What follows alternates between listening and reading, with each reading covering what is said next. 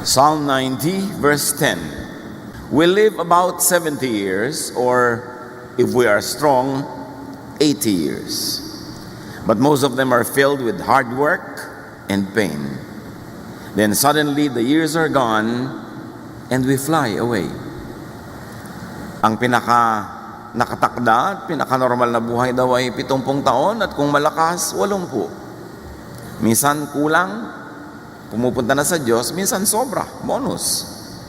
Pero ano pa man yun, marami o konting mga taon, marami daw na hirap, kalakip ng buhay. At pagkatapos, tayo'y pumupunta na sa kabilang buhay. Because people grow old. Dahil tayo'y tumatanda, ano ang dapat tandaan? Salamat Panginoon dahil sa buhay na nagmumula sa inyo. Ipinahihiram niyo mga sandali. Salamat sa lahat ng ipinalalasap niyo sa aming mga karanasan.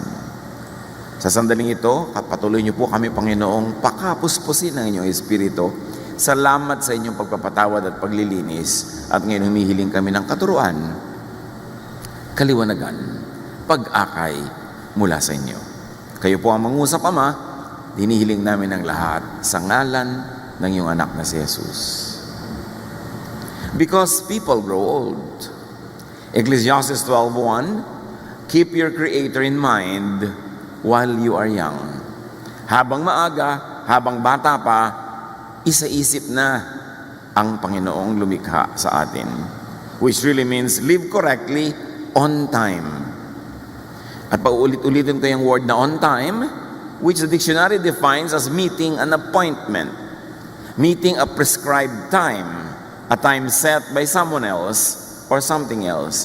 Kaya pag sinabing on time ka, nando ka sa usapan, may kausap, may katipan, o may nagtakda ng oras. Live correctly on time sa itinakda ng Diyos as early as possible. Tama na agad sa simula para ma-enjoy sa mahabang panahon ang tamang pamumuhay. Hindi kung kailan matanda na tsaka palang itatama. Napakarami ng dalang pasanin na bunga ng mga kamalian. And live correctly in time.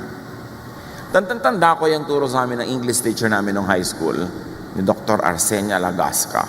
Dinefine niya yung on time at in time. In time naman means early enough. Not too early, not too late. Tama lang, bagay pa rin, pwede pa, at pwede na. So you arrive on time for an appointment, but sometimes you arrive in time for the meal. Na tiyempo, tama-tama, pwede, kahit hindi yun appointment. And you live correctly not only on time, but also in time, whenever possible. Tuwing pwede, kung pwede na at pwede pa, live correctly. In fact, because people grow old, live correctly now, all the time. Bakit? Kasi ang itinatanim, inaani. Ano bang ibig sabihin ng godly life? Marami. Pero sa ating purposes today na may kinalaman sa pagtanda, magtanim ka ng kailangan mong anihin. Bukas, sa makalawa, sa isang linggo, o magtanim ka ng gusto mong anihin. Yun ang tamang pamumuhay. Gusto mong haling ka ng kapwa, magmahal ka. Gusto mong alagaan ka ng mga anak mo pagtanda mo, alagaan mo sila habang bata sila. Gusto mong umani ng maraming mga makakain, magtanim ka ng pagkain, or equivalent nun sa practical na buhay. Live correctly. Mula pinakaunang araw na meron tayong isip hanggang dumilim ng ating isip o sa makabilang buhay, and all the points in between. So if you cannot live correctly on time, at least be in time. Yung pwede pa, abot pa, pwede pang may anihin kahit may edad na. Ecclesiastes 12:1, in years to come, you will be burdened down with troubles and say, I don't enjoy life anymore. Darating daw yan sa panahon ng tao na sasabihin, hindi na ako enjoy sa buhay. Lalo na kung may nararamdaman, lalo na kung malungkot, lalo na kung kapos. So enjoy life on time. Kasi dumarating yung panahon, hindi mo na pwedeng ma-enjoy. Tapos na yung appointment mo with enjoyment. May mga enjoyment na may ka-appointment ka. May ka-appointment ka na mag-enjoy sa ganung panahon, sa ganung oras. keep that appointment. Huwag kang maging huli. But, kung sakasakali man na nagmintis, dumaplis, enjoy life in time. Marami namang pwede pa eh. O, pwede na. And enjoy life all the time. Bakit? 70 years lang daw binigay sa atin. Kung malusog ka, 80. Kung sobrang may bonus, lumalampas pa doon. Pero kung minsan, hindi ka lagi malusog paglampas doon. Minsan naman, 7 pa lang. Sumasa kabilang buhay na. So, hindi mo dapat ipaghintay. Dapat you enjoy life all the time. Because you don't know how much time you, in particular, have. Ecclesiastes 11:9, be cheerful and enjoy life while you are young. Do what you want and find pleasure in what you see. But don't forget that God will judge you for everything you do. Ibig sabihin lang, enjoyin mo, pero may hangganan yan, may tasa, merong limit. Huwag kang lalampas sa tama dahil hindi na rin yun enjoyable. Meron na yun na pangit na bunga. And when Ecclesiastes says God will judge you, hindi lang yung negative na paparusahan ka pag nagkamali ka, kundi tatanungin ka rin ng Diyos, sinulit mo ba ang buhay mo? May judgment din nun. May panahong dapat ka mag-enjoy, hindi ka nag-enjoy, sinayang mo yung bigay ko sa iyo na lakas, yung kakayahan mag-enjoy. Bakit sinayang mo ang gift ko? At katulad doon, sa binigyan ng mga iba't ibang dami ng kayamanan para gamitin nila, yung mga hindi niya naparami yung ibinigay sa kanya, binawi.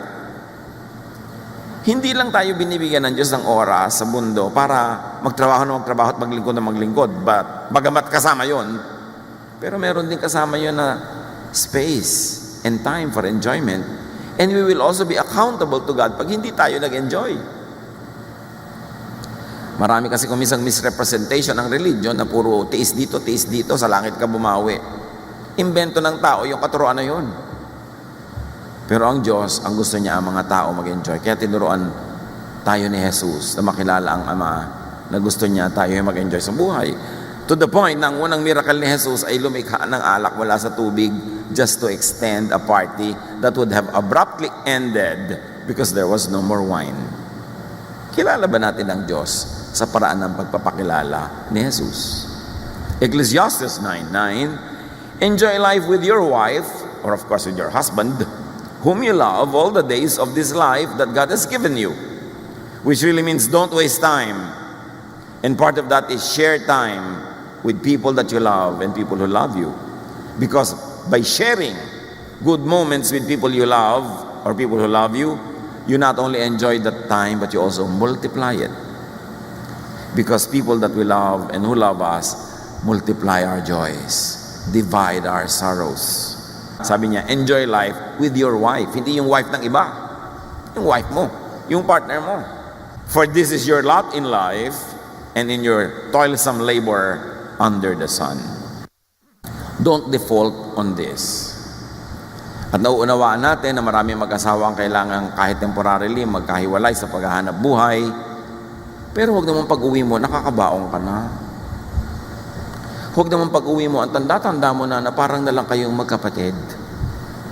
Sayang. Binibigyan ka ng Diyos ng kapartner sa buhay at hindi naman lahat ay may ganong klaseng blessing. Dapat don't default on that privilege. Dapat huwag masyadong mahaba ang oras na magkahiwalay sa pagtatrabaho kasi yung pera, hindi mauubos ang pangangailangan dyan. Una, maghihiwalay kayo para lang makabayad sa mga utang. Mamaya, para naman makabili ng kaprasong lote. Siyempre, pagkatapos kailangan lagyan ng bahay. At siyempre, liba nilang napakarami mong pera, doon ka na makakabili sa mga angono, pililya, sa mga maragundon. Kasi medyo malayo-layo na yun. Doon mura-mura. Bakit nga mahal na rin doon. So ngayon, ano mangyayari? Kailangan mo ng kotse. So pagkatapos, by then, mag-aaral ng mga anak, hanggang mag-college. Pag uwi mo, hukluban ka na. Mabuti kung magkasama kayo. Kung hindi, sayang. Sabi ng Bible, enjoy life with your partner. Ipaglaban yun. Huwag laging puro pera lang. Dapat alam natin kung hanggang saan ang pwedeng ipaghiwalay natin dahil sa pera at hanggang saan ang tama na yan dahil dapat magkasama naman. At yan ay sa lahat ng uri na magkasama, magkakapatid, magkakaibigan. There's a price to pay for being together. But be willing to pay that price instead of pay the price for other things.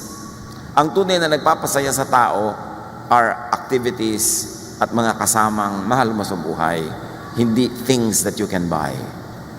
Ecclesiastes 11:8, however many years anyone may live, let them enjoy them all. Kaya hindi gusto ng marami mga conservative priests ng Israel ang Ecclesiastes at ayaw nila kay Solomon. Kasi si Solomon, among the teachers in the Old Testament, isa siya sa konting nagtuturo ng itinuturo rin ni Jesus, that you must enjoy life because it's a gift from God. So kay short, kay long, huwag magpalampas, huwag maghintay.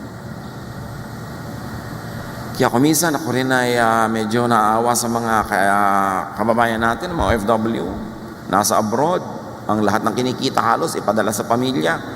Magbubukas ng isang sardinas sa umaga, aalmusalin niya yung isang piraso, sa tanghali yung isang piraso pa, at sa gabi yung pangatlong piraso. Araw-araw ganun halos, ipapadala mo lahat. Hindi makakain ng masarap, tapos puro delata, puro mga helado ang kinakain.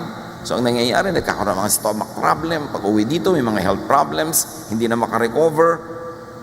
At yung mga hindi niya nakain na matagal, hindi na halos din makain pagdating ng panahon. Kaya dapat meron ka ring isineset aside na hindi balik kahit magpapadala ako sa pamilya, kahit nagpapaalak ng mga anak. There are moments na papasarapin ko naman yung pagkain ko. Hindi ako lagi magtitipid at magtitiis. Kasi nga, nagtitik-tak ang orasan, hindi mo alam kung kailan ka sa kabilang buhay, kung ma-enjoy mo pa ba yung nakalaan ng Diyos na dapat mong ma-enjoy. Kaya sabi sa Ecclesiastes 11:8, but let them remember the days of darkness, for there will be many. So kung hindi naman yung dark ngayon, yung araw na to, huwag mo nang gawing dark. Enjoyin mo na yung kanyang kagandahan.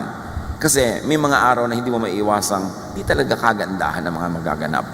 So habang wala yun, enjoy whatever is available to enjoy today. Ecclesiastes 12:2, someday the light of the sun and the moon and the stars will all seem dim to you. Tatanda ka, lalabo ang iyong mata. So enjoy the sights on time, in time, all the time. Lalabo daw ang mata, kaya kailangan habang nakakabasa ka, magbasa ka, nakakapanood ka, manood ka, nakakakita ka, tumingin. Kaya nga kuminsan, lagi natin pinapayahan yung mga sobrang mahilig mag-selfie, gagastos ng maraming pera, pupunta sa mga magagandang lugar, hindi naman nila actually natitingnan yung lugar kasi busy-busy sila magpa-picture na magpa-picture. So pag tumingin ka sa mga travel picture nila, hindi mo naman nakita yung lugar, sila ang nakita mo. Sayang, nagpunta ka pa doon, dapat yun. Hindi ka nagtitake ng picture o mag-take ka ng konti, pero manahimik ka, tingnan mo, titigan mo kasi baka hindi ka na bumalik doon uli. Iba naman siyempre pag personal mo nakikita kesa nakikita mo lang sa Facebook. Ecclesiastes 12:2, rain clouds will remain over your head pagdating ng araw. So habang maaga, go out. Kasi uulan at uulan. Darating yung mga panahon na hindi pwede. Be out. Live your life. Live your truth. Enjoy your life. Kasi hindi mo alam kung kailan yung deadline ng earthly life mo. Ecclesiastes 12:3, your body will grow feeble, your teeth will decay, and your eyesight will fail. Hihina ang mga kasukasuan, maglalaglagan ang mga ngipin, lalabo ang mata, therefore be active habang kaya. Kung pwede na, active na. Kung pwede pa, active pa rin. All the time. Because you have all the time to be old. If you'd be given many, many years. Huwag ipaghintay. Dapat everyday meron kang konting bakasyon kahit ilang minuto. Bakasyon from others. Yung matahimik naman yung tenga mo sa bunganga ng kasama mo. Kailangan meron ka ilang minuto man lang na everyday na ganun. Huwag ipaghintay ng after 1 year tsaka ako magbabakasyon. Kasi baka mamaya, bawian ka na ng buhay, hindi na dumating yun. So meron ka dapat ini-enjoy na kahit konti lang na pagkain everyday, hindi magtitiis ka, next month na ang kain. May konti kang iniaagaw. May konti kang time to enjoy, to relax, every day. Because the Lord's blessing is new every morning. You must not allocate the blessings for today para bukas. Gamitin mo ngayon. And you must not borrow tomorrow's blessings para naman splurge mo today. May panahon, kaya nga dapat on time. Ecclesiastes 12:4, the noisy grinding of grain will be shut out by your deaf ears, but even the song of a bird will keep you awake. Bakit nga ba? Pagka tumatanda na, humihina na tenga, isinisigaw mo na hindi pa marinig. Pero kung minsan man, huni lang ng ibon, hindi makatulog. Therefore, habang kayang-kaya pa ng tenga, listen, hear what you want to hear. Kung gusto mo ng ganong music, kung gusto mo ng ganong nadidinig, pakinggan mo siya. At huwag nating takpan ng tenga ng kapwa natin para huwag iparinig sa kanila yung gusto nilang marinig.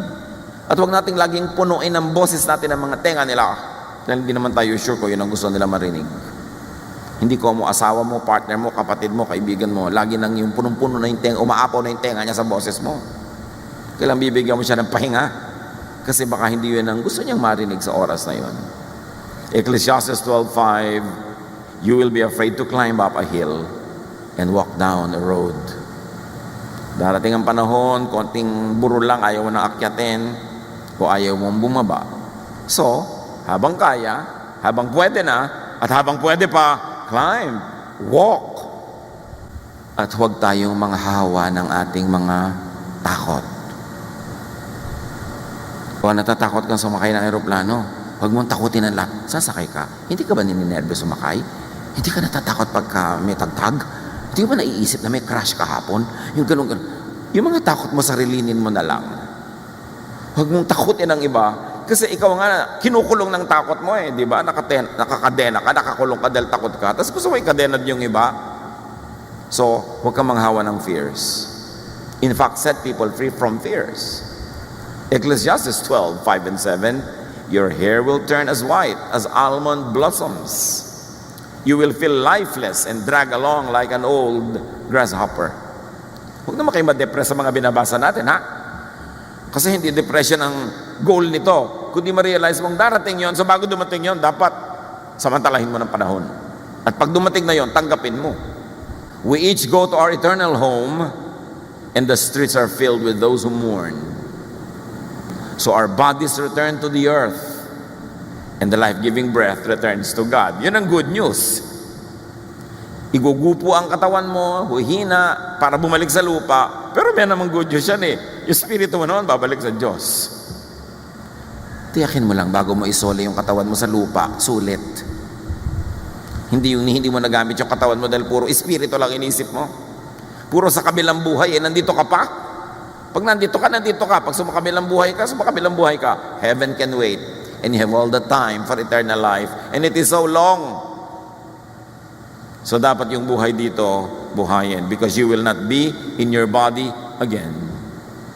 You will not have your physical body for long. You will not always be physical. Because a time will come and you will just be a spirit. So live in the body all the time.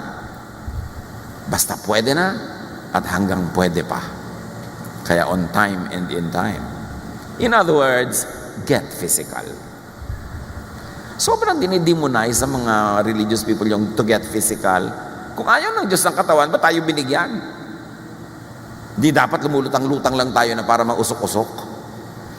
Binigay sa'yo ng Diyos yan. Alam ng Diyos ang ginagawa niya. Huwag mong sayangin, huwag mo aksayahin. Enjoy and engage the senses. Binigyan ka ng mata para makakita, hindi para ipikit. Tenga para makarinig. Ng panlasa para kumain. Binigyan ka ng katawan para isayaw, ilundag, umakyat, maglambitin. Live life to the fullest. And enjoy sensations. Because the senses are from God. Feel and be felt by those around you. Ecclesiastes 11:8-10, even if you live to a ripe old age, you should try to enjoy each day because darkness, meaning physical death, will come. Either your death or the death of other people. So while you are here, live. While they are here, live with them and let them be alive because darkness will come.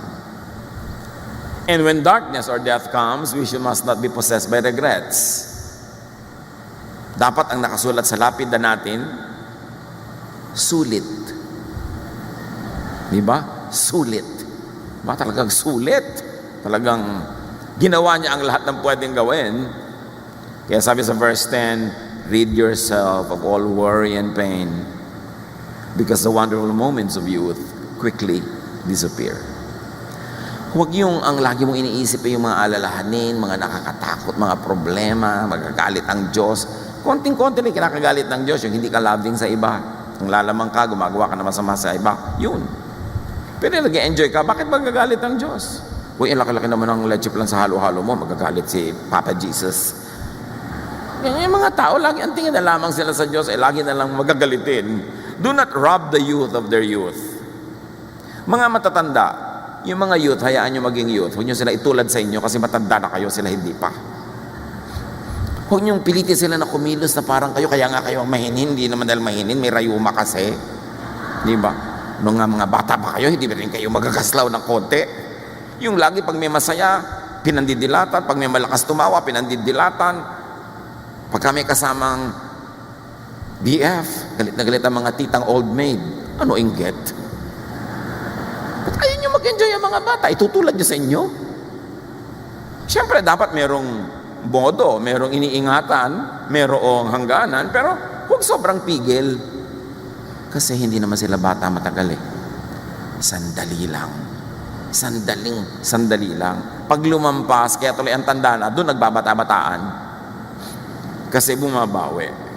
Do not fast forward old age because you have all the time to be old. Meron pa, huy, ang tanda mo na, ba't ganyan ang suot mo? Kailan ko pa isusuot sa burol?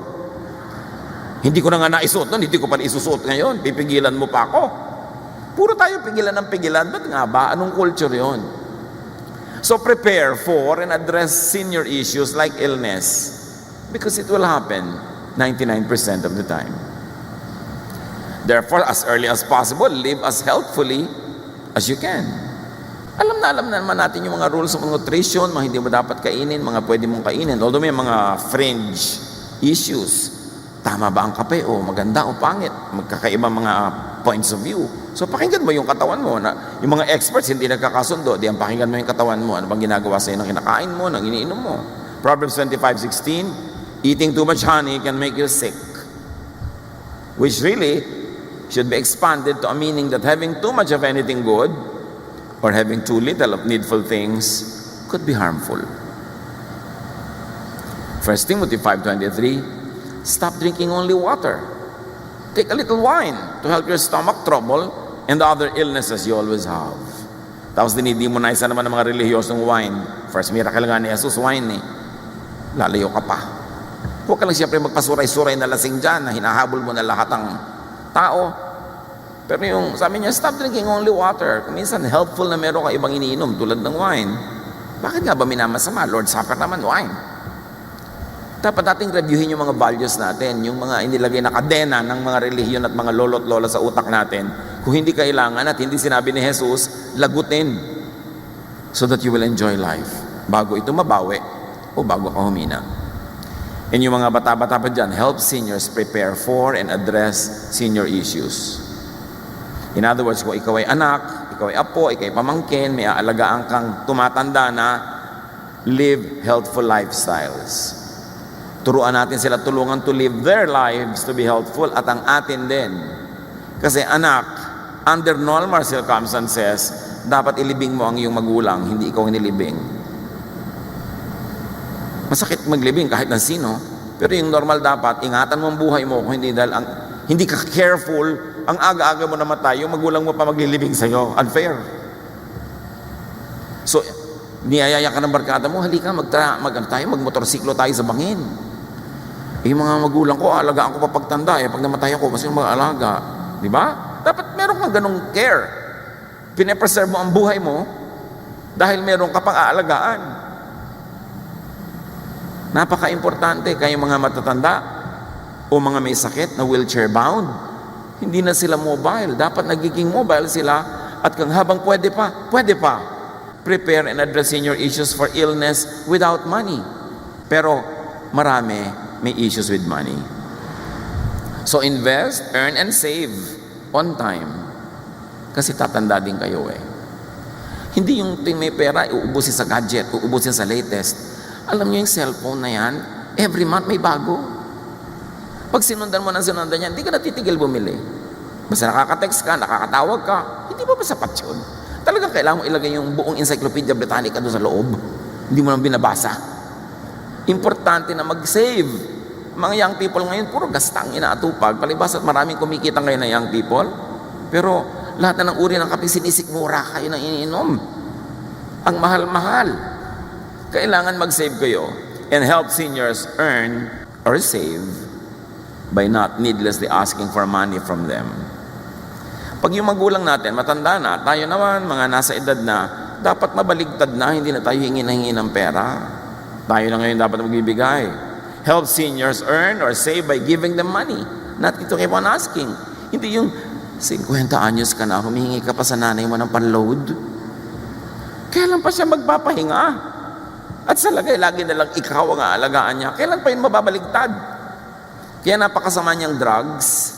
Kuminsan yung natutunaw ang utak ng mga nagiging sobrang dependent, ang tanda-tanda na, pati yung laman ng savings ng nanay niya, ninanakaw pa kuminsan dahil nasisira ang isip.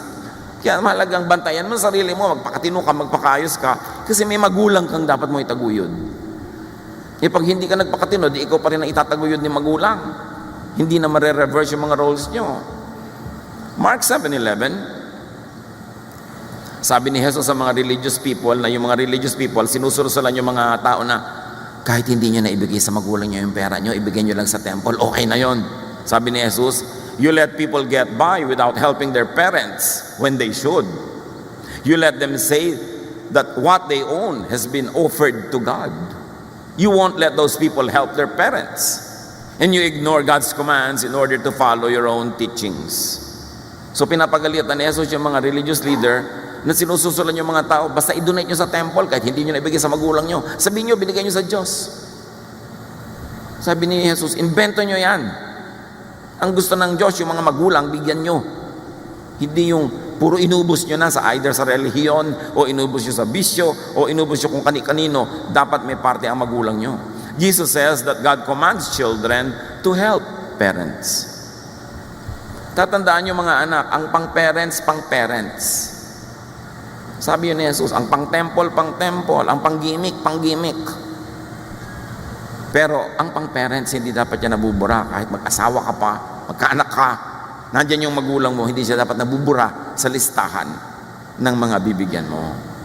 And parents also should do the same. Kasi may mga magulang naman na hindi naman nagiging mabuting magulang. Yung pera nila, pang kanila lang. Hindi nila buhayin yung mga anak nila. Inuubos nila sa sarili nilang mga lakad, sarili mga bisyo. Ang sabi ng 2 Corinthians 12:14, children should not have to save enough for their parents, but parents for their children. Yan ay sa mga bata pang children. Sa may bata pa mga anak, hindi kailangan sila ang bumuhay sa magulang. Dapat magulang ang bumuhay sa kanila. Pero pag tumanda na yung mga magulang at may edad na yung mga anak, baligtad naman, sila naman ang bubuhay sa magulang nila. You exchange places. You reverse roles. Pero sabi, hindi ang bata-bata pa ng anak mo, doon ka na nakaasa, ang lakas-lakas mo pa. Yung mga anak mo ang aasahan mo. No. Dapat ikaw ang magtaguyod sa kanila. At pag mahina ka na, sila naman ang magtataguyod sa iyo. We should prepare and address senior issues like illness without care or caregivers. Yan ang concern ng mga matanda. Paano kaya pagtanda ko? May mag-aalaga kaya sa akin? Kaya ang mga matatanda, mga magulang, sinusuri ang mga nobyo-nobya ng mga anak nila. Ang tinitingnan ng magulang, ito kayang babaeng ito na girlfriend ng anak ko, aalagaan kaya ako nito pagtanda ko? O bubulagin niya lang yung asawa niya na anak ko na huwag na akong pasyalan. Mag-shopping na lang sila. So, kaya mga magulang nakatingin na ganyan sa mga nobyo at nobya nyo. Kasi, kasali yan sa equation. So, assure your seniors of your devotion and readiness to care for them. Hindi sila kahit kailan dumating sa one moment ng pagdududa kung aalagaan nyo ba sila o hindi, kung sila'y tumanda. And be willing, ready, and able to give care. It's part of the deal. Life is like that. And Jesus was very clear about it. Ang humanidad, mula nung unang-unang tao hanggang ngayon, patuloy tayong nabuhay dahil ang bata ay inaalagaan ng magulang at pagtanda ng magulang ay inaalagaan ng anak na nagkaedad na. At yung anak na yon ay magkakaanak, aalagaan niya yung anak niya, at tatanda siya, aalagaan naman siya ng anak niya. Pasalin-salin, generation to generation to generation. It's not only a tradition, it is the order of things. It is the order of God. Dapat ganon. So, assure seniors of your devotion and readiness to care with them, especially when you begin to move from single to in a relationship. Meron namang mga young people, 3 araw pa lang kilala tong lalaking to, itinakwil na ang magulang.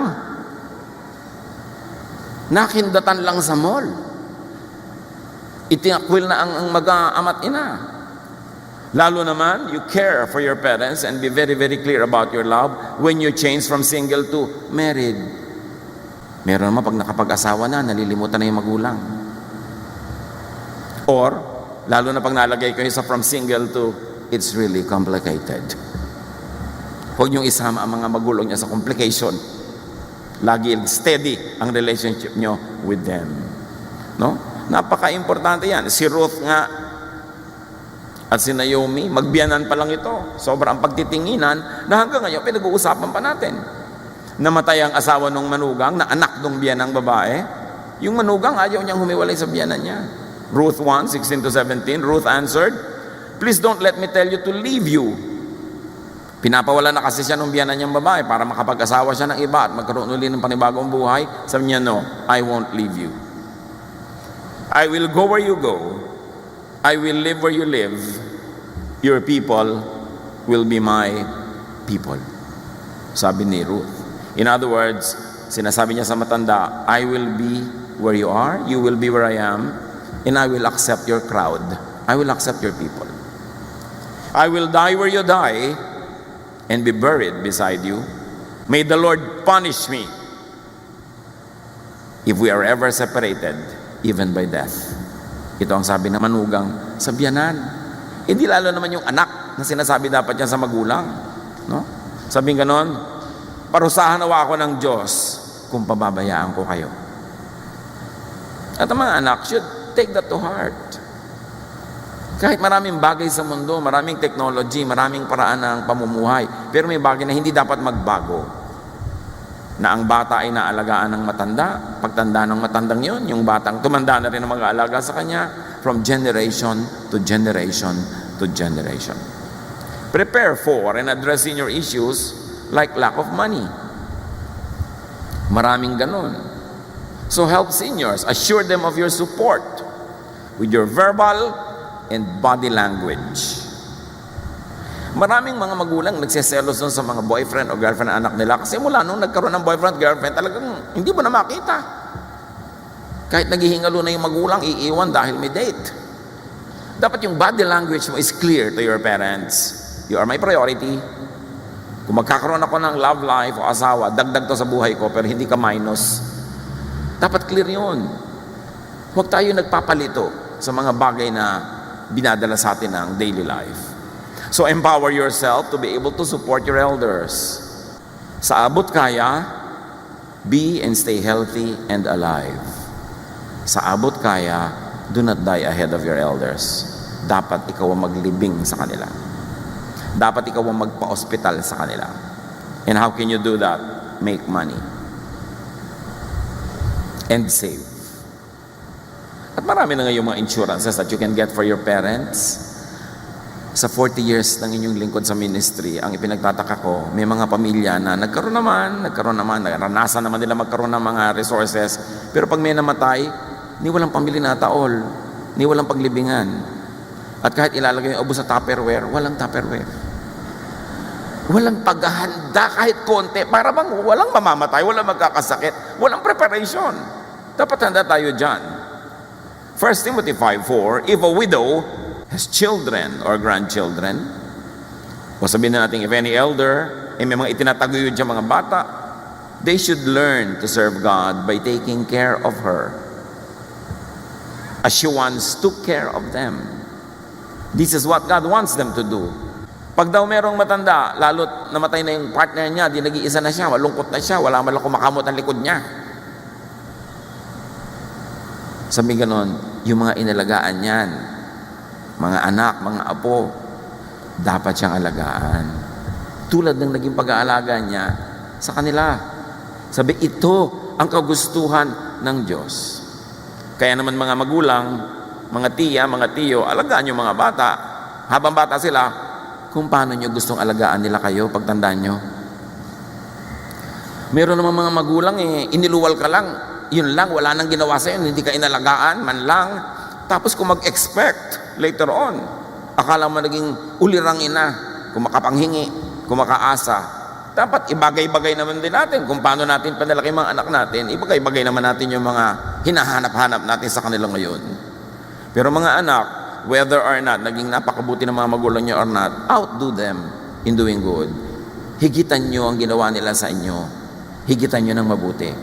Kasi Diyos naman ang nakakaalam. Diyos ang nakakabatid. At Diyos ang nagpaparusa sa hindi marunong tumanaw. Diyos naman ang nagbibigay ng pagpapala sa marunong tumanaw. Kaya sabi niya, honor your father and your mother so that your days may be blessed and your life may be long. Yan ang kaisa-isang utos na may kakabal na pangako So mahalaga sa Diyos yung issue ng mga anak na nag-aalaga na magulang. Ephesians 6:2, honor your father and mother, which is the first commandment with a promise. Honor kahit hindi sila honorable. At lalo kung honorable. Lalo ating higitan. Alagaan ng matatanda kung paano kanila inalagaan o kung nagkulang sila, palitan mo yon, higitan mo. Lalo't nanonood ang anak mo. Kung paano nyo ituring ang mga magulang nyo no kayo ituturing na inyong mga anak. Kailangan may mga bata kayong pinapalaki, nakikita nilang dumadalaw kayo sa mga lolo't lola, dumadalaw kayo sa mga may sakit. Binibigyan nyo, inaabutan nyo yung mga matanda sa pamilya nyo. Nakikita yung mga bata, train up a child in the way he should go, and when he is old, he will not depart from it. Itrato nyo ang matatanda sa pamilya nyo kung paano nyo gusto itrato kayo ng mga bata ngayon na sila ang tatanda at kayo magiging hukluban. So paano nila kayo itatrato? What example do you show them? Prepare for and address senior issues like aloneness and loneliness. Huwag iwan-iwanan ng mga matanda, ay mapapagod lang po kayo, dito na po kayo sa bahay. Actually, ay mo lang mapagod, ang bagal-bagal niyang kasama. Di ba? Kailangan isama ang matatanda, no? Isama sa mga lakaran, no? Huwag gawin taong bahay. At lalong-lalo na, huwag niyo namang obligahin na mag-alaga ng mga apo nila. Inalagaan kayo ng magulang niyo, sapat na yon. Hindi sila dapat tagapag-alaga ng mga anak niyo. Liban na lang, nagvo-volunteer sila at nag-enjoy. Pero huwag niyong gawing tungkulin nila yon. Hindi nila yon tungkulin. Tungkulin niyo yon kung may anak na kayo. So seniors and seniors to be, mahalaga naman, keep making new relationships. Alam mong matanda ka na pagka ang dami mo nang pinupuntahang libing. Dati mga hari-reunion ang pinupuntahan mo, ngayon nagkikita-kita kayo sa mga lamay. Then alam mo, umiedad ka na. Wala tayong magagawa tungkol doon, dapat tanggapin yun. But make new friends. Isa-isang nauubos yung mga dati nating friends, you should make new friends, kahit with young people. Huwag natin ikulong yung sarili natin sa mga dati lang natin nakasanayan na friends. Dahil habang buhay pa tayo, magandang may friends. Psalm 71:9, don't throw me aside when I am old. Don't desert me when my strength is gone. It is actually a prayer, but it would also be a message to everyone around us. Si David, nung tumanda na, maski hari, may mga pangangailangan. 1 Kings 1:1-4. King David was now an old man, and he always felt cold, even under a lot of blankets. His official said, Your Majesty, we will look for a young woman to take care of you. She can lie down beside you and keep you warm. They brought her to David, and she took care of him. Yung mga iba naman mga chismosa, biyudo na nga ito, may edad na, tas nakitang may kasama ang bata-bata. Ang bata ng kasama, nakita mo ba? Anong gusto niyong isama? Mas matanda pa sa kanya, di aakayin pa niya? Matanda na nga siya, gusto niyang ma-encourage sa mga bagong dugo na masigla. Kailangan makumuha pa siya ng mas matanda pa. Yun naman mga chismosa, lagi na lang, kita-kita mo yung kasama. Yan ang mga killjoy sa buhay, no? Mga malulupit ang dila. Alam niyo bang napakalupit ng chismis? Pag chismosa kayo, dahil niyo si Hitler. Sa dami ng mga sinusugatan at mga pinapatay. Yung tao, hindi mo alam kung anong problema pinagdaanan. Ba't buhay pa siya ngayon? Paano siya nag-survive? Tapos nag-enjoy siya ngayon, mamasamain mo na. Hindi mo naman alam ang buong buhay niya eh. Hindi mo alam ang background. Alam niya, napakarami nating hindi alam para tayo manghusga. We don't know. Kung minsan makikita mo, merong isang tao, uy, bakit naman yung tao na yan, maluwag sa buhay, yung mga kapatid niya, ang hihirap, di malang tulungan. Anong malay niyo kung naghihirap na nga siya katutulong? Anong malay niyo kung wala kakwenta-kwentang tulungan yung mga kapatid niya? Who do you judge? You don't know. But people are only just trying to survive. People are trying to make sense of life. And people are trying to make the most out of the little that there is. So help by assuring seniors of your presence, by providing seniors with your presence. O kung hindi nyo sinasamahan ang mga nanay nyo, mga tatay nyo, ibilin nyo ng kasama. Ikuha nyo ng caregiver. Sabihin nyo, nanay, manood po kayo ng sine, libre naman ng senior, o etong kasama nyo, libre nyo na rin. Pag nilibre ko na, hindi ko kayo pwedeng samahan, pero eto, ganon. Pero huwag nyo silang bulukin sa bahay. John 21:18, I tell you for certain that when you were a young man, you dressed yourself and went wherever you wanted to go. But when you are old, you will hold out your hands, then others will wrap your belt around you and lead you where you don't want to go. So dapat hindi ganun ang mangyari. Kahit matanda na siya, kahit kayong gagastos, respect their wishes. Kung anong gusto nilang puntahan, sino gusto nilang kasama.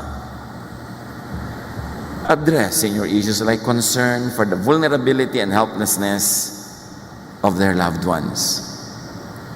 Nakakakita ba kayo ng mga pelikula na mamamatay na yung matanda, naghihingalo na, nalalagot ang hininga, tapos sabi, teka, alagaan yung kapatid nyo o magbibilin kasi concern ng isang matanda yung iba niyang mahal sa buhay na talunan sa buhay, mga dehado. So, i-assure nyo sila sa abot ng inyong kaya na yung mahal nila na maiiwan, mamahalin nyo rin in their place. Tatangkilik nyo rin para tahimik sila. Genesis 37:3, Jacob loved Joseph more than he did any of his other sons because Joseph was born after Jacob was very old. So in other words, mas minahal nitong magulang yung anak na yun kasi ang tanda na niya nung isinilang si Joseph. Hindi na niya nabigyan ng first class care. So, nagme-makeup siya, binibigyan niya ng ganitong balabal, binibigyan niya ng care. Ganun talaga ang tao. So, mahal yung magulang nyo, mahalin nyo rin yung mga mahal nila. Para matahimik ang loob nila. Kung ikaw naman yung anak na laging inaalala o alalahanin, help seniors by strengthening yourself. Ang pinakamagandang regalong maibigay nyo sa magulang nyo ay yung hindi na nila kayo iniisip at inaalala. Kasi okay naman kayo. So gawin mong okay ang buhay mo para mawala ka sa listahan ng mga pinoproblema na yung magulang. Proverbs 13:1, children with good sense accept correction from their parents, but stubborn children ignore it completely. Nagwawalda sila ng buhay na later on naman magulang nila ang nagsasuffer. Proverbs 28:7, you disgrace your parents and you make them worry if you make friends with worthless nobodies. Kaya concern ng mga magulang kung sinong kaibigan mo, sinong kasama mo. Kasi kung pahamak yung mga yan, mapapahamak ka. Kung mabuti sila, mapapabuti ka. So huwag ka dapat na-o-offend kung yung mga magulang mo, minsan, sinusukat at sinusuri yung mga kaibigan mo. Yun lang interest mo ang kanilang nasa isip niyan. Proverbs 29:3, if you love wisdom, your parents will be glad. But chasing after bad women or men will cost you and your parents everything. Your choice of jowa will directly affect your parents. So isip-isipin nyo kung sino yung jowa. Sabi ng matatanda, ano ba yung jowa? Nabibili po yun sa grocery. Ipagtanong nyo. Proverbs 28:24, if you cheat your parents and don't think it's wrong, you are a common thief. Sabi ni Jesus, give to Caesar what is Caesar's. Extend it. Give to nanay what is nanay's, and to boyfriend what is boyfriend's. Huwag nyo inaalis ang magulang nyo sa equation kahit sino man ang pumasok at lumabas sa buhay nyo. Kasi permanent ang relasyon nyo sa inyong magulang. Sa inyong mga sweetheart, hindi pa nga lagi Pahalagahan yun. Help seniors by assuring them of your willingness and ability to help those they care about. 1 Timothy 5:8, people who don't take care of their relatives, and especially their own families, have given up their faith. They are worse than someone who doesn't have faith in the Lord. Sino doong mas masahol pa sa walang pananalig sa Diyos? Yung pinapabayaan ang sariling pamilya. Seniors naman, siyempre, behave. Encourage the young people in your family to be very helpful and kind to you by behaving. Huwag umabuso. Yung iba naman, abuso na. Alam niyo naman na swelduhan lang yung anak niyo, kahit hindi pa 15 o katapusan, hingi na kayo ng hingi ng kung ano-ano. Ano siya? Magician. So dapat igalang din natin yung limitasyon ng ating mga anak. Huwag yung nagpapa-baby tayo sobra na nagkakalubog-lubog na sila sa utang. Dapat lumagay sa lugar ang lahat. Tama ang kilos ng anak, tama ang kilos ng magulang, tama ang kilos ng mga biyanan, ng mga manugang. Yun ang peace on earth. And prepare and address your issues like death and afterlife. Prepare for yours and prepare for your parents, your elders' departure, their graduation. Mahalaga yun. About growing old, do not worry. Wala ka rin naman magagawa kahit ka maglala. O kung talagang kuminsan dinadapuan tayo ng worry, minimize worry. Itaboy, kontian lang. Sabi ni Jesus sa Matthew 6:25 and 27, I tell you not to worry about your life. Don't worry about having something to eat, drink, or wear. Can worry make you live longer? Why do you have such little faith? Ipabahala sa Diyos ang hindi natin kayang saklawan. Do what can be done on time and in time. Ecclesiastes 3:1 says, there is a time for everything, and there's a season for every activity under the heavens. So mayroong time, an exact spot for appointments with life. Yun yung on time, and there's an extended time called a season. Yun yung in time. Pwede na, pwede pa rin. May mga exact, mayroong mga hindi exact. Pero may oras para sa lahat. Make preparations for and attend to your elders' golden years and to your own.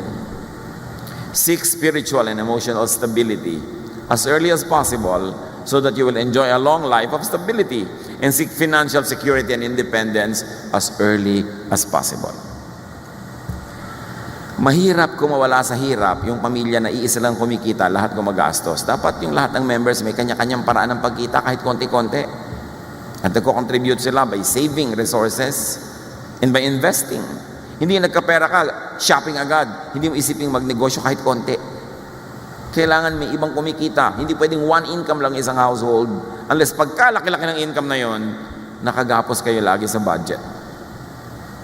Yung lagi natin ipinagdiriwang na woman of Proverbs 31, because the woman of Proverbs 31 works hard and smart, makes good money, and she does good to her family and to her neighbors, to the needy, because she manages her life, her family well, she could be cheerful about the future. Sabi, she can laugh at the days to come. Mangingiti lang siya, kakayanin niya ang anumang dumating kasi meron siyang inipon, patuloy siyang kumikita, at maganda ang kanyang relasyon sa mga tao sa kanyang paligid. Proverbs 31:25, she is strong and graceful as well as cheerful about the future. She can laugh at the days to come.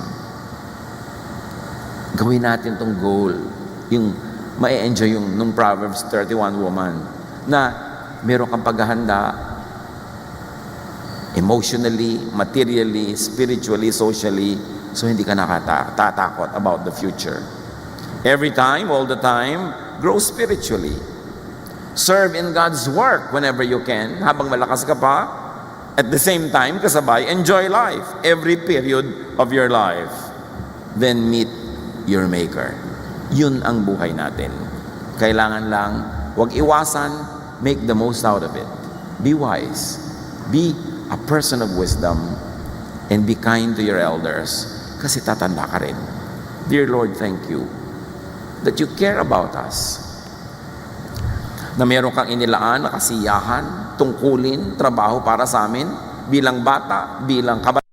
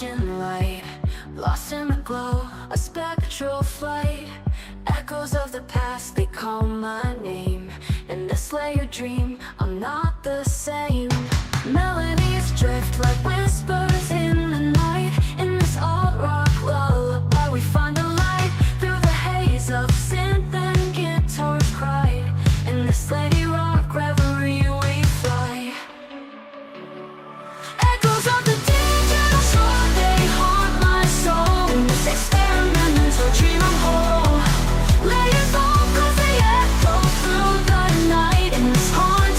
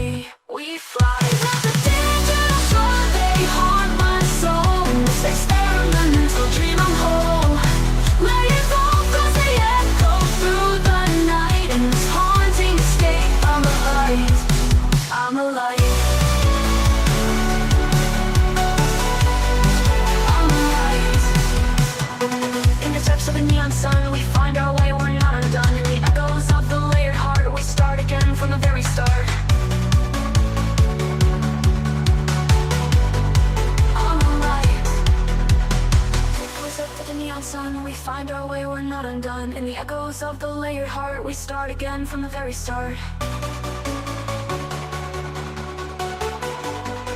I'm a light.